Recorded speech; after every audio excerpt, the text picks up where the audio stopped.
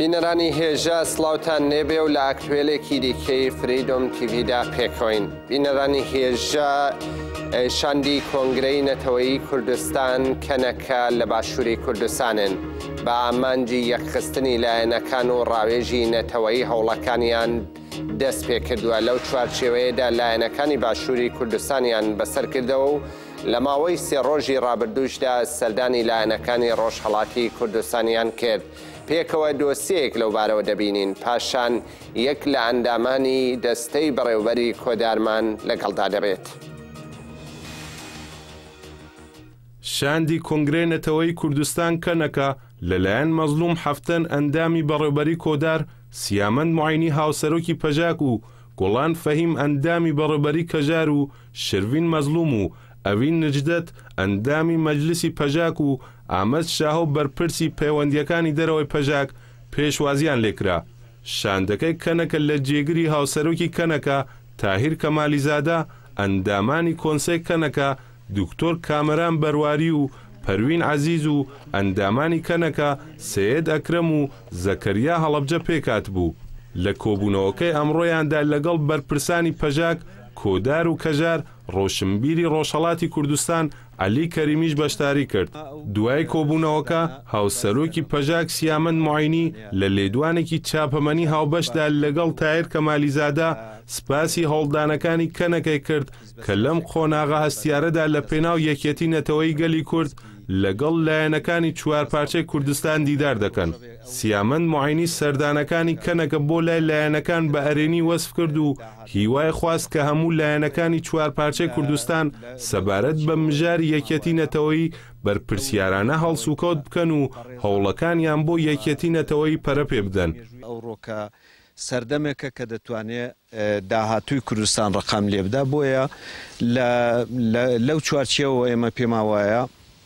ئەو هەنگاوەی کە بەڕێزان هەڵیان گرتووە ئەرکێکی مێژوویان خستۆت سەرشانی خۆیان دەتوانێت بۆ سەقامگیری وەزعیەتی سیاسی کورد تەسیری خۆی هەبێت لە دوا ڕۆژدا. و هاوسەرۆکی پەژاک لە هەمان کاتدا ڕایگەیاند ئێمە بە هەموو هێز و توانامانەوە پشتگیری یەکێتی نەتەوەیی دەکەین، چ لە بواری سیاسی و پراکتیکیەوە و چ وەک پەژاک، کۆدار و کەژار خەباتی سیاسی خۆمان بەردەوام دەکەین لە پێناو خزمەت بە ئازادی و دیموکراسی گەلان. ئێمە وەک تەفگەری ئازادی لە ڕۆژهەڵاتی کوردستان ئێمە تێکۆشانی خۆمان دەکەین و بۆ خزمەت بە ئازادی و دموکراتیزەکردنی کۆمەلگا هاوهەنگاوین لەگەڵ ئەو پرۆژەی کەنەکە و دیسان دەستخۆشیان لێ دەکەین و هیواداری سەرکەوتوو بن لە ئەرکەکە.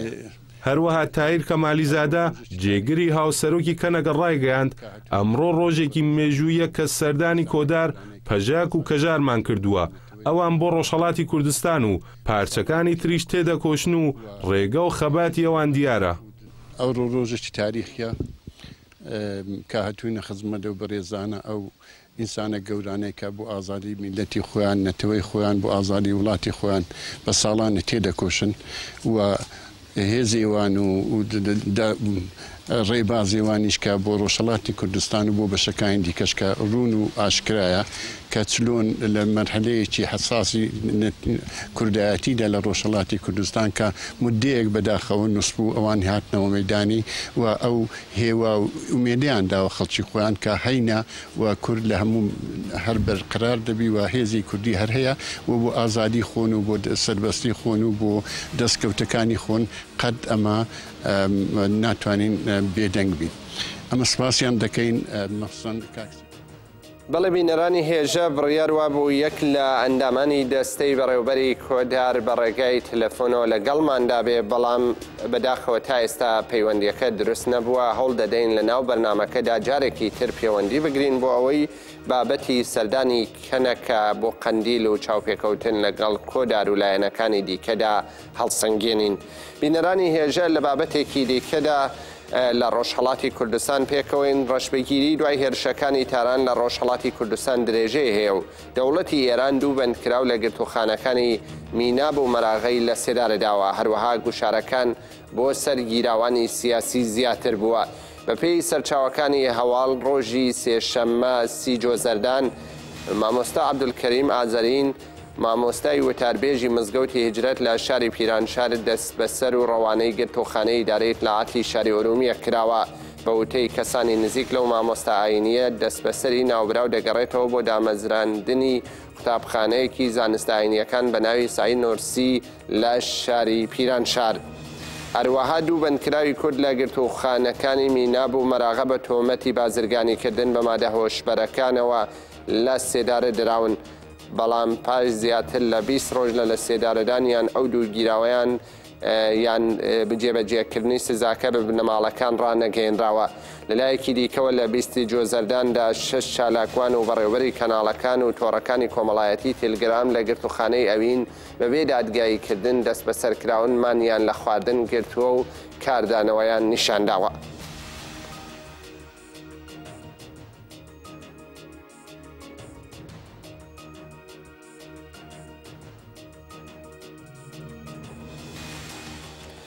بەڵێ بینەرانی هێژە هاوکارانم ڕادەگەێنن کە بەڕێز مەزلوم هەفتەن ئەندامی دەستەی بەڕێوەبەری کۆدا لەگەڵێمەیە.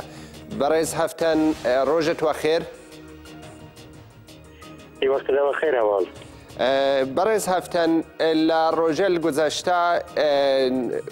کەنەکە سەردانی باشووری کوردستانی کردە و لە تەکلایەنەکانە دیداری ئەنجامدا. لەم نێوەندەدا کۆداریش و پەژاک و کەژاری لە قەندیل دوێکەوە سەرکردەوە. سەرەتا ئێوە وەکو کۆدا لەم دەست پێشخەریە و ئینسیاتیفەی کەنەکە چۆن دەڕوانن؟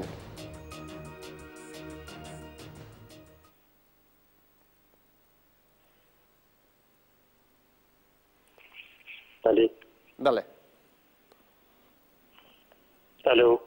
بەڵێ بەڕێز هەفتەن دەنگی ئێمە بە ئێوە دەگایان نا پرسیارەکەی ئێمە لەسەر سەردانەکەی کەنەکە بوو فەرمونون. دەنگدان ئانهاتی چین خۆت و ئافوکەن تەکرار بکەین پرسەکەدان. بەڵێ سوالەکەمەوە وتمەوە ڕۆژەل گوزەشتە کەنەکە سەردانی باشووری کوردستانی کرد و تەکلایەنەکانە دیداری ئەنجامدا. ئیسا دوێکەیش کۆدار و لایەنەکانی ڕۆژهەڵاتی کوردستانی لە قەندیل بەسەر کردەوە. ئێوە لەم دەست پێشخەری و ئینسیاتیفی کەنەکە چۆن دەڕوانن؟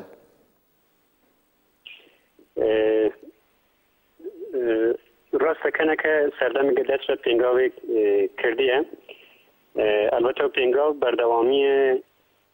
پیراوی بەری بووی سەرەساس پرسپکتیف ڕێبەراپ و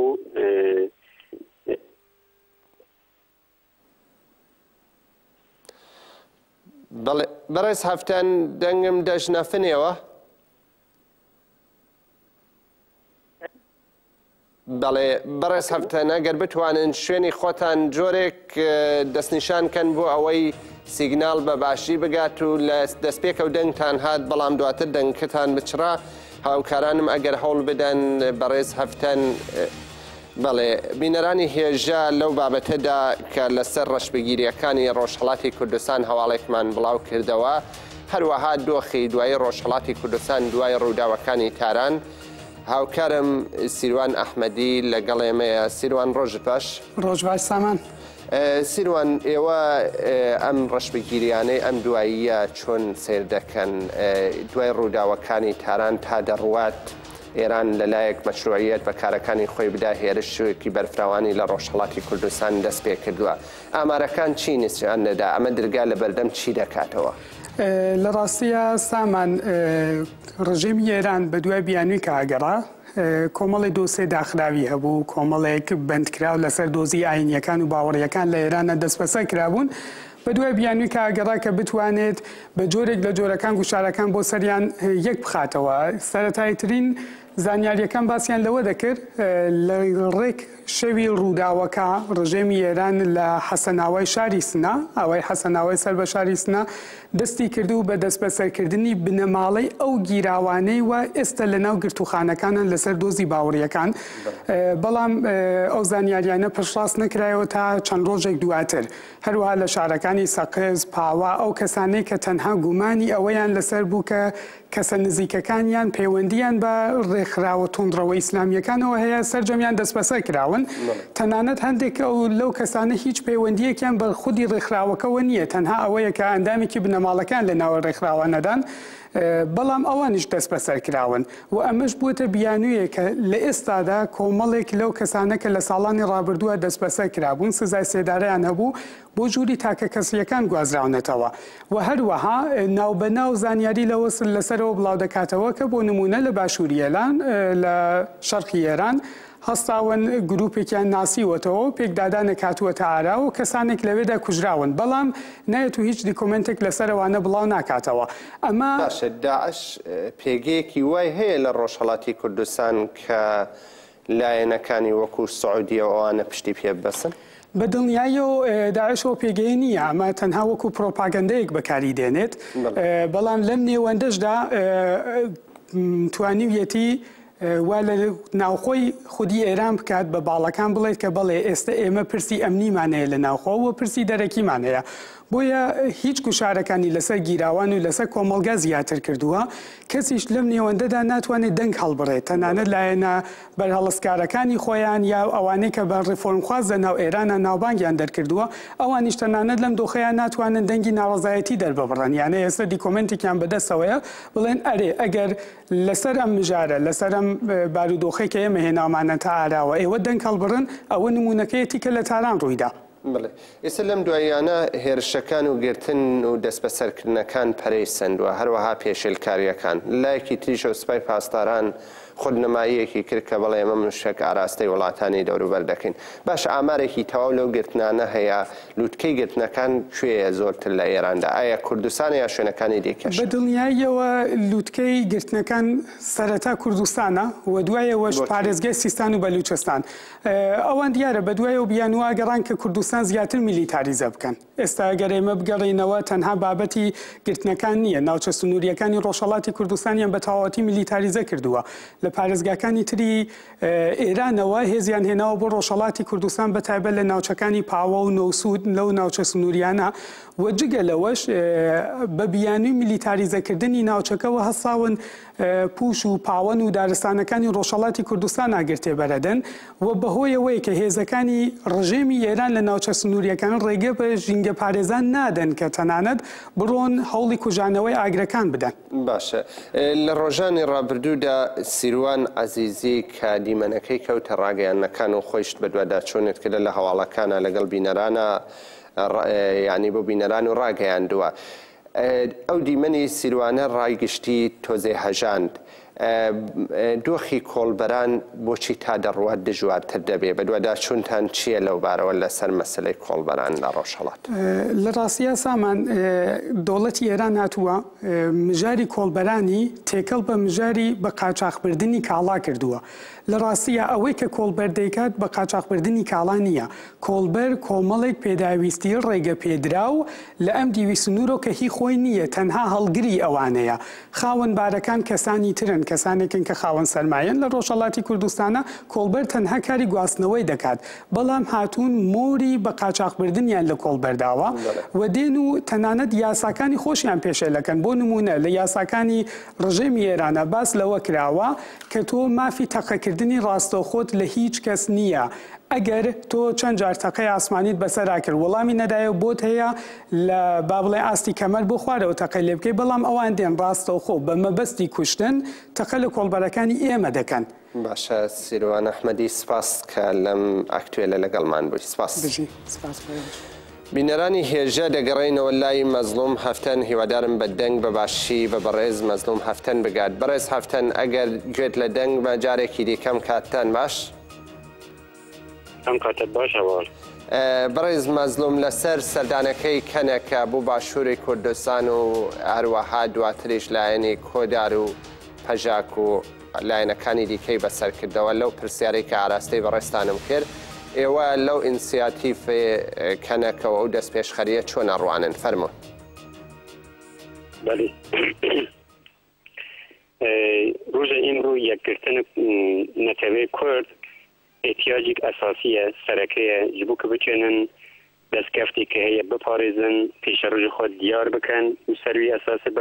بگیرن سەرکەفتنێک. ئەم نەتەوەی کورد هەیە بە پارێزگای سیستان و بەلوچستان و هەروەها لە شەرقی ئێران. و بگمان سروی اساسی نا پینگاوی که کنه که دست بکردیه سر اساسی که پلاتفورم جبو یکی کرد آوا بگه نهایتا برده کنگری نتوی بچه ام ای پینگاو به گرین ببینیم و بگمان چه دستی مواری سر اساسی که بچونیم او هدف بجی وری پیک بینیم پیک دینیم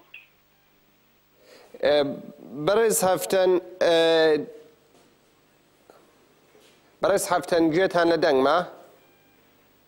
ڕاست ئاوەڵ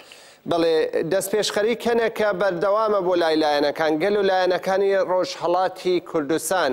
چۆن پێشوازی لەم هەنگاوەی کەنەکە دەکەن؟ ئایا یەکخستنی لایەنەکانی ڕۆژهەڵات دەتوانێت چه کاریگەریەکی لەسەر پرسەکانی ناوخۆی ئێران و ڕۆژهەڵات هەبێت؟ ئەو پێنگاوی کەنەکە دەست پێ کردیە بەردەوامە هەموو لایەنەکانی کوردی لە هەموو پارچەیەن کوردستان و دەرەوە وڵات لەگەڵ وانە حەودیتن پێکتێنن ئەلان پێنگاوی کە لە باشوور و ڕێخستن و ئەحزاب ڕۆژهەڵات کوردستان کە لێوەردا هەنە حەودیتن چێ دەکەن تا ئەلان نگەرشێک منفی یا ڕەد نینە پرانی وانه یا جوابیان ارینیه پیشوازی دکن یا جدبجین ام پش را سروی اساسی بفکر نیرین خومان بینن که وانه محدود ترن اما پرانی پیشوازی دکن او مسئله بگمان ازمونن که روز امرو گل کرد به دست آنیه حل شر جهانی یک و دو تا روز امرو او ازمونک بیا که بو کرد تاوانی پر جدی بیه یعنی بدل پر جدی دایه کرد روشالات کردستان دیدی ناوی پینگاوی ده یعنی کلیت کردن بیجین چوال پشت شر جهانی یکمین نظمک نول روشالات ناوی درست بیو بگمان ایرو که شر جهانی سیمینه نظمک دی لمنطقه درسته با بله تجربه شر جهانی یکی بدست بله برای هفتن تجربه که بدست بله فرمون قصتان بردوام کن دنگتان جاروبار دبچره فرمون تمام دویجم ایمه لازم او ازمون راست بنرخنیم اگر کرد او مراحلانه به خاطر یک سازماندهی منسجم نبی داره ریبرتی که بتونی زمان راست فیم بکه پیش روش باش پیناسه بکه لگوروی کار بکه داره هیزک اساسی و منسجم نبی قتلام جدی را رو بی فقط روز امرو حکایت کرد جدایه ریبرتی وی زمان باش فهم که آینده نگره سازماندهی منسجم داره نیروی که روز امرو کل منطقه اکتور سرکه جبوی اگر گذشته او مشکلاتنا بین سرسدم که کرد قتلام را روبروه لازم او ازمون ام تکرار نکن جارتی لی درس فر بگریم بتونیم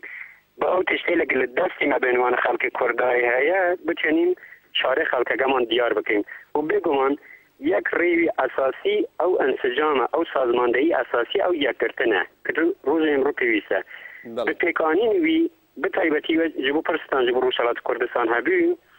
کرد پارچه روشالات کردستان جی به یکرتنه که او یکرتن آواز و داخواز اساسی خلق کرد لپارچه روشالات کردستانه چونی بگیشه حقی که تا روز امرو جبوی تلاش کردیه بله برس هفتن وەکو دوایین سوال و کورتی ئەگەر بتوانی جوابمان پێ بدەیتەوە ئەیش لەسەر ئەوەیە کە ڕۆژهەڵاتی کوردستان ئێستا دوای ڕووداوەکانی تاران حتا ئەچێت و میلیتاریزەتر ئەکرێتەوە گرتن و دەست بەسەرکردنیش وەکو ئێران مەشروعیەتێکی داهاتە ئەو گرتنانە ڕای گشتیش لێ بێدەنگە گەل و ئەمە چ مەترسیەک دەرگا لە بەردەم چ مەترسیە دەکاتەوە لە هەمان کاتدا ئایا ڕاوێژی نەتەوەی یەکخستنی لایەنەکان دەتوانێت ببێتە بەرسەفێ بۆ ئەو هێرشانە؟ ڕاستە یعنی مەساڵێکی لە تێران ڕوویدان هەنێک چەند مورد اشاره بکەم کورد یەکی لە قوربانیان ئەساسی یەکی لە خەڵکی بیکرد در مقابل داعش ئەو هێز چەتە تاوان ئەسلیدا یعنی واقعا بەدەل گراندا فقط روز امرو بنشاندان اوه که او چهره کردی بیو و پرانی اوانه بینوان کرد چون هر کس تزانه که او چهره اساسی کرد که بینوان ضد ترور کرده که بینوان دژ داعش کرده کرد نیتونی پامال بکی ایدیتر بلکه او بهانه ده دست ایران که بتونی او فشاری لیکن لهندر دهنه ئەو دەریێکی وابی کە ملت بتوێنن کەمی دەنگیان بشن سەرکۆتیان بکەین بتایبەتی لە منتەقەی کوردستان ئەوانە فرسەتی بۆ ڕژیم دروست کرد ئەلبەتە ئینسان لازمەوەی وێرە بشێت کە ممکنە حاکمیەت ئێران بشکل موقت یا دەم کورد بتوانێت بە ئەو تحت فشار قراردان یا ملیتاریزەکردن منتەقە کەمێک زمان ئەمر خۆی دریج بکەیت فقط لازمە بزانێت کە ملیتاریزەکردن ایجاد فشار بێسیاست بەر خەڵک میزان انفجار زێدە دەکەی یعنی بێشەسەد ملت تەنگاو دەبن بێشەسەد سەر ئەساسێکە بتوێنن دەنگ خۆیان بڵند بکەن ji بوی ئامادە دەبن سەروی ئەساسی ئەو ڕێوڕێبازێک پڕ خەڵەتە پڕ نەڕاستە زمان هەبێ ئینسان توێنی لە سەروی مەسەلە قسە بکەین ئەمە یەک کورد تواسین بشین ji بۆ مەسەلە یەکگرتنە کورد ji بۆ چارەسەری مەسەلە توێنی دارێ ڕۆڵێک ئەساسی بە چون پێشەنگەکان پێشەنگاتی خۆی پێک بێنن سازماندەهی خەڵک ئەساسی بڕێوە بچی و بتوێنن بڕێن نەتەوی ناو نەتەوی فشارێک لەسەر حاکمیەت ئێران بینن کە بتوێنێ فشار خۆی لەسەر مردم منتەقە کەم بکەیت تەبیەتن بەڵێ ئەندامی دەستەی وەڕێوەبەری کۆدار بەڕێز مەزلوم هەفتەن سپاس ئەڕای بەشداریت لەم ئەکتوێلەدا و ڕۆژت وەخێر سەلامەت بەڵێ بینەرانی هێژە بابەتێکی دیکە سەبارەت بە شکاندنی گۆشەگیری ئیمرالیە لەو چوارچێوەیەدا لە ئاستی کوردستان و ئەوروپادا دەست بە چالاکی بەرفراوان کراوە کوردان لە ستراسبورگی فەڕەنسا و لە وڵاتانی ئەڵمان و ئۆتریش و هۆلەند و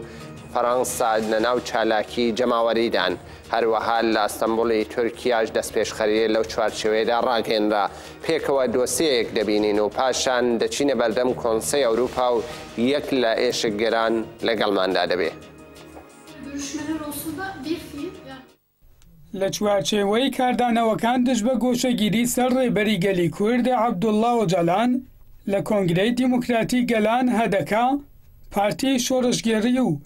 هەروەها پارتی ڕەنجدەرانی سۆسیالیستی و چەندین لایەنی دیکە کۆبوونەوە و سەکۆیەکی زانیاریان لە ئەستانبوڵ دانا و داوای ئازادی ئۆجەلانیان کرد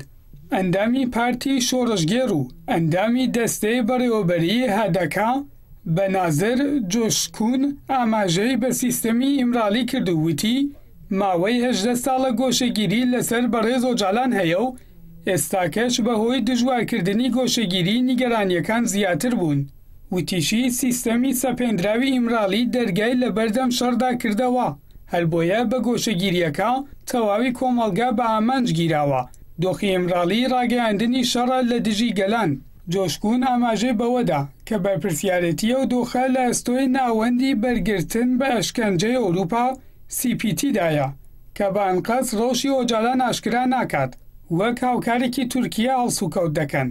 پێویستە CPT هەرکی ڕاستینەی خۆی پێک بێنێت و ئاشکرای کات کە چی لە ئیمرالیدا دەگوزارێت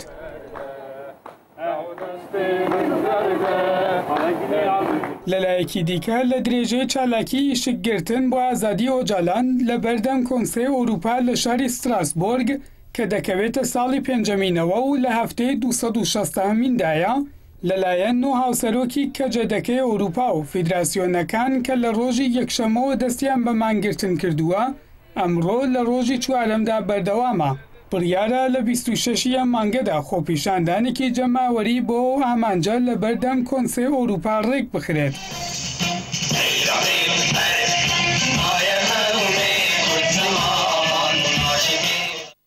هەر لە فەڕەنسا و لە شاری مارسیلیا بە دروشمی بژی بەرخۆدانی ئیمرالی دوێنێ خۆپیشاندانێکی جەماوەری بەڕێوە چوو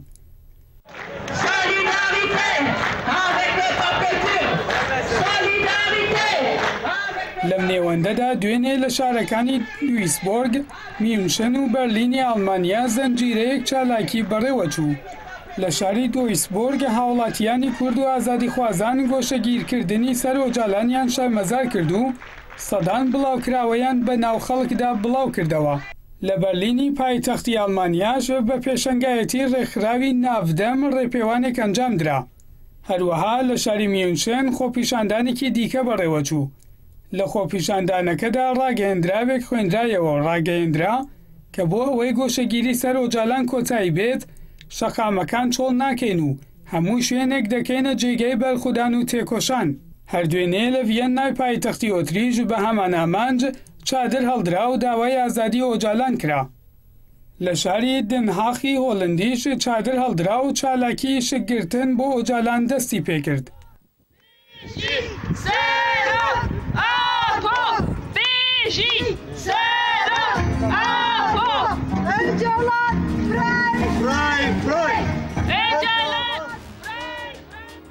بەڵێ بینەرانی هێژە هاوسەرۆکی ناڤیەک زەردەشت گوێنەی لەگەڵ ئێمەیە. بەڕێز گوێنەی ڕۆژ باش.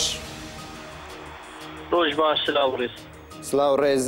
چالاکی نەوبەتی ستراسبۆرگ بەردەم کۆنسەی ئەوروپا چاوە بەڕێوە دەچێ ئیرۆ ئەس باوەڕم لە ڕۆژی پێنجەمدایە نەوسا فەرمونون. بەڵێ ئیرۆ ڕۆژی پێنجەمدایە ڕاستیژی شخوا بەر بە ساڵا پێنجاوە چێ و لەوێ دەرێ هەر کەس هاتی سەرۆکی هەر سەرۆکی وڵاتە هاتن وێ دەرێ ji bo azadiya rêberê gelê Kurd hatina vê derê bi rastî jî li vê hevalê golvêdê di çalakiyê da yanî bi moralekî bilind bi îdayeka xurt û çalakî berdewama ez karim bêjim hindek serdanê goçê dibin mesela Kurd jî ji bo serdanê bênaber tên ziyareta çalakvana çalakvan jî tabii ki dibêjin heya got rêberê gelê Kurd azad nebe rêberê me azad nebe yanî çalakî wê berdewam bikin yanî çi dibe bire bibe heya rêberê gelê Kurd azad nebe ev gel jî azad nabe yanî gelê Kurd rastî jî êdî azadiya xwe bê azadiya rêberê xwe dibînê yani rastî jî divir da tecîta ser rêbertiyê nayê qebûl kirin ticara gelê Kurd vê qebûl nake ticara heta rêberê gelê Kurdî dibin tecîtê giran ya ev gel jîkê xwe dibin tecîtê de dibînê yani mirov karê bêje azadiya rêberê gelê Kurd rêbera ev mirov karê bêje azad rêber ya vî geliya mirov karê bêje êsta mirovatî bin tecîtê de ya بله بەڕێز گوێنای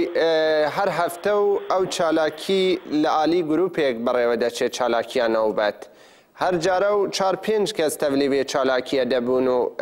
چالاکی دەوروبەگەرە 260 هەفتەیە دەوام دەکا چما بێ جارێ نە هاوسەرۆک کەتیەتەوان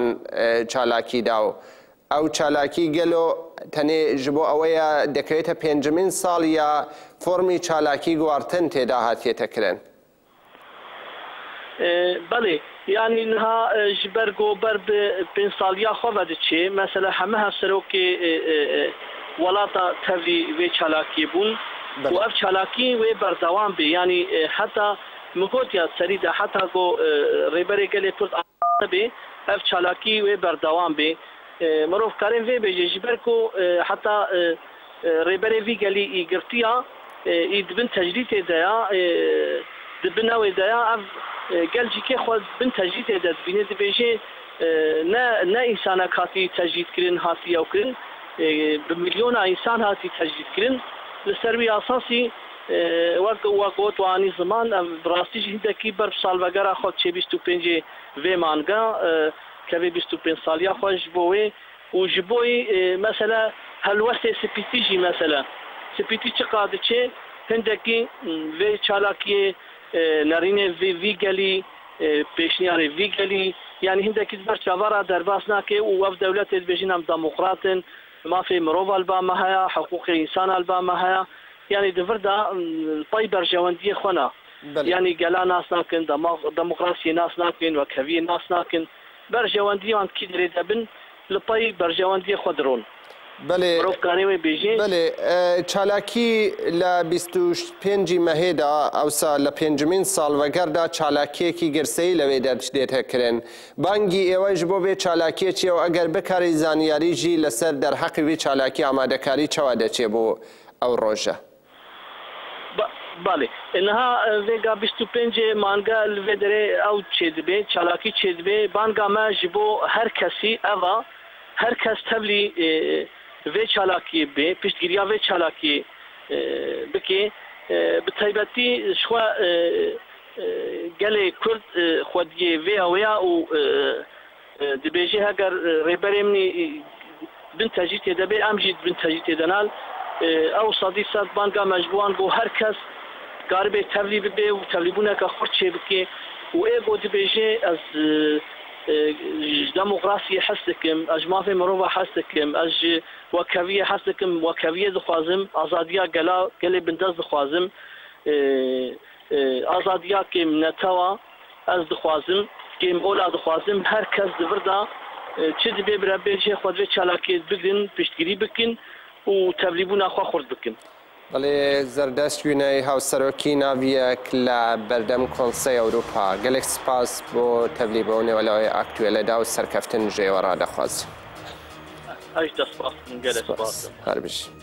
بەڵێ بینەرانی هێژار و لە مووسڵ و دەوروبەری دەکەین ئۆپراسیۆنی ڕزگارکردنی مووسڵ بەردەوامە و لەو چوارچێوەیەدا چەتەکانی داعش کردەوەیەکی دیکەیان پێکێنا ڕاگەیەنراوە کە منارەی حەدبا و مزگەوتی نور لەلایەن چەتەکانی داعش تەقێنراوەتەوە لەم نێوەندەدا نەتەوە یەکگرتوەکان باس لەوە دەکات کە 5 ملیۆن منداڵ لەبەر مەترسی لە ناوچووندان. شانەی جەنگی سەر بە ئۆپراسیۆنەکانی هاوبەشی سوپای عێراق دوێنێ چوارشەممە ڕایگەیان کە چەکدارانی داعش مزگەوتی گەورەی نور لە بەرەی ڕاستی مووسڵ و منارەی حەدبایان تەقاندووەتەوە. لەبارەی تەقاندنەوەی منارەی حەدبا و مزگەوتی نور نووسینگەی ڕاگەیاندنی سەرۆکوەزیرانی عێراق لە سەر زاری عەبادی ڕایگەیان کە داعش بە تەقاندنەوەی منارەی حەدبا و مزگەوتی نور شکستی خۆی ڕاگەیاند. گەڕەکی کۆنی مووسڵ لە ناوڕاستی بەرەی ڕاستی مووسڵدایە و مزگەوت گەورەی نوریش لەو ناوچەیە کە ماوەی 2 مانگ زیاترە هێزەکانی سوپا و دژە تیرۆری عێراق لە هەوڵی کۆنتڕۆڵکردنیدان. لەم نێوەندەدا یونسێف لە بەیاننامەیەکدا ئاماژە بەوە دەکات کە منداڵان لە تەواوی عێراق بەردەوام شاید حاڵی ترس و توندەتیژین بەهۆی شەڕ و پێکدادانەکانەوە. زیاتر لە 5 ملیۆن منداڵ لە عێراق پێویستیان بە هاوکاری بەپەلە هەیە. ڕێکخراوەکە شەڕی دژی داعش بە یەکێک لە درەندانەترین شەڕ لە مێژوودا بەناو دەکات.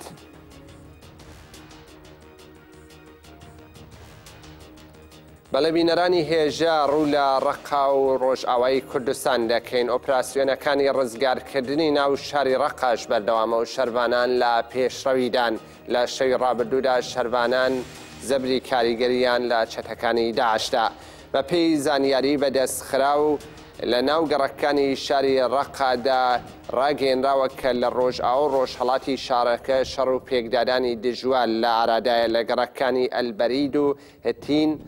شەڕ دژوارتر بووە و فڕۆکەیەکی بۆم ڕێژ ببورن ماشێنێکی بۆم ڕێژکرا و تەقێنراوەتەوە. شەروانانی هەسەدا لەبارەی ئەوە کە پێشڕەویەکانەوە ڕادەگەێنن کە لە بەرەی ڕۆژئاوا و زەبری کوشەندەیان لە چەتەکانداوە. هەروەها لە گەڕەکی بەری چەتەکان هێرشیان کردە سەر سەنگەرەکانی شەروانان و ڕوبەڕووی بەرپەرچی توندی شەروانان بوونەوە و لە ئەنجامدا ژمارەیە کوژرا و برینداری بەدواوە بوو. لەلایەکی دیکە ڕاگەیەنرا کە هەوڵەکان بۆ پاکردنەوەی ئەو گەڕەکانە و بۆ سەر لە نوێ نەوژەنکردنەوەیان بەردەوامە.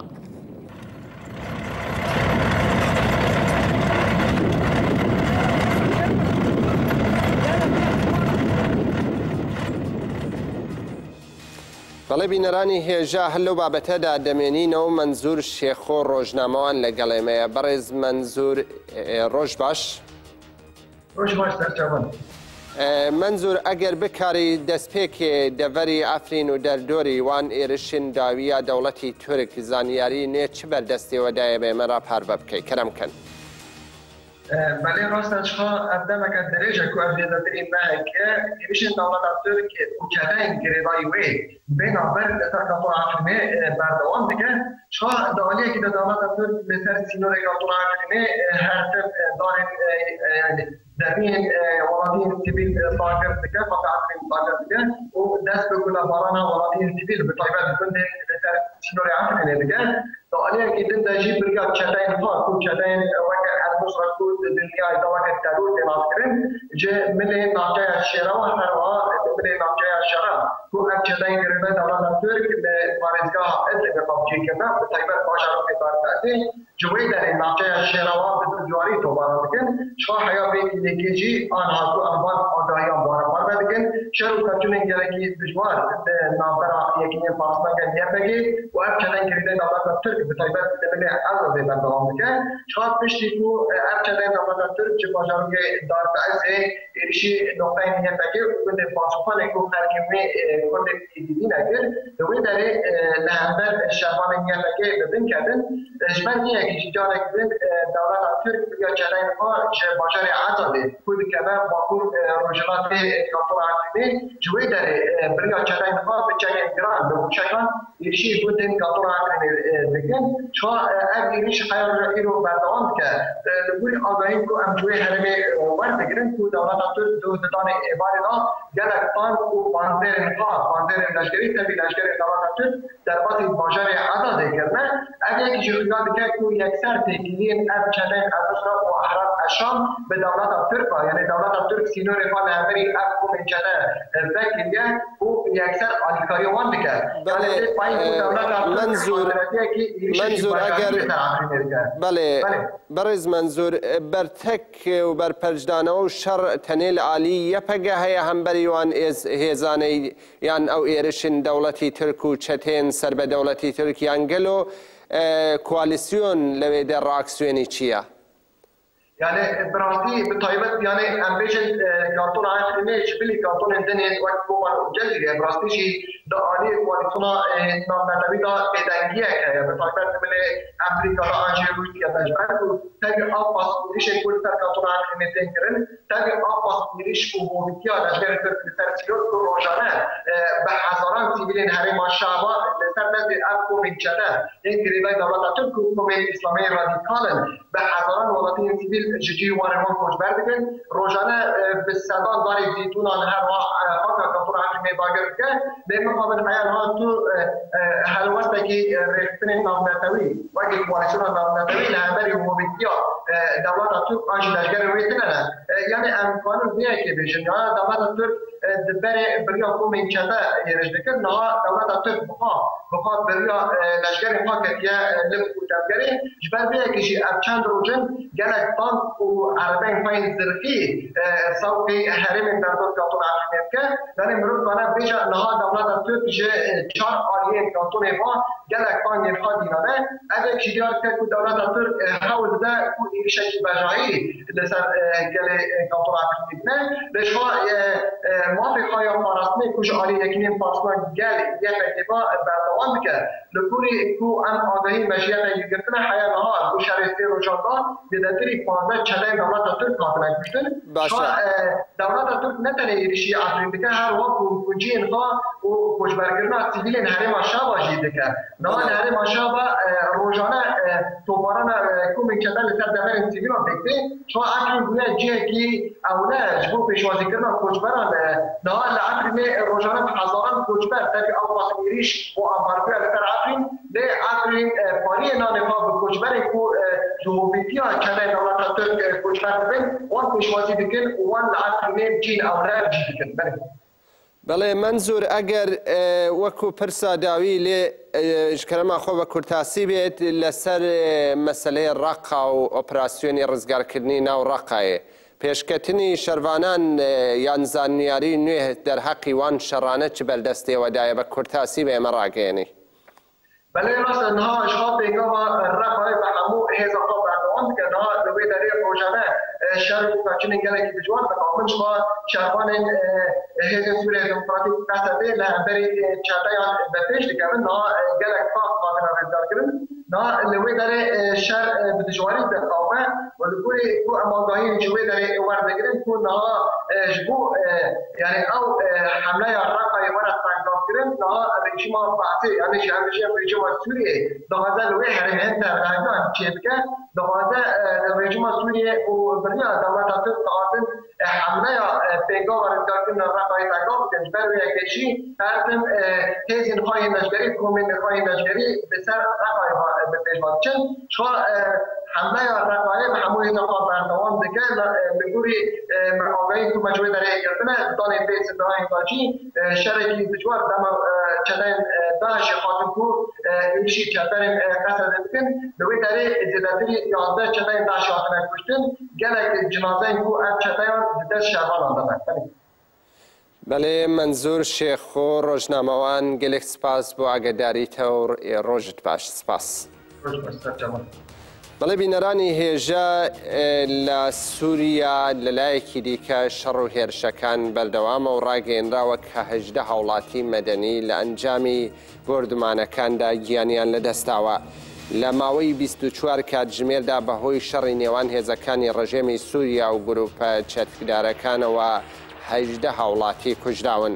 ڕاگەیەنراوە کە لە ناوچەی جوبر لە ڕۆژهەڵاتی دمشق لە نێوان هێزەکانی ڕژێم و چەکداراندا شەڕی دژوار هاتە ئاراوە. بەو هۆیەوە ڕژێم بە فڕۆکە دەستی بە بردمانی ناوچەکە کرد و هەروەها سەربازانی ڕژێم هەوڵیاندا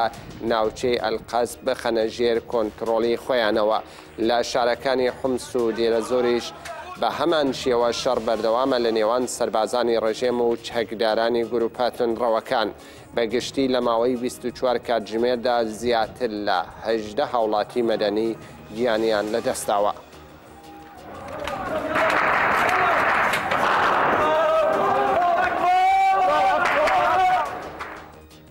بەڵێ بینەرانی هێژە لەگەڵ هاوکارانم هاتینە کۆتایی بەرنامەیەکی دیکە یاکتوێل تا بەیەک گەیشتنەوە ڕۆژتان باش.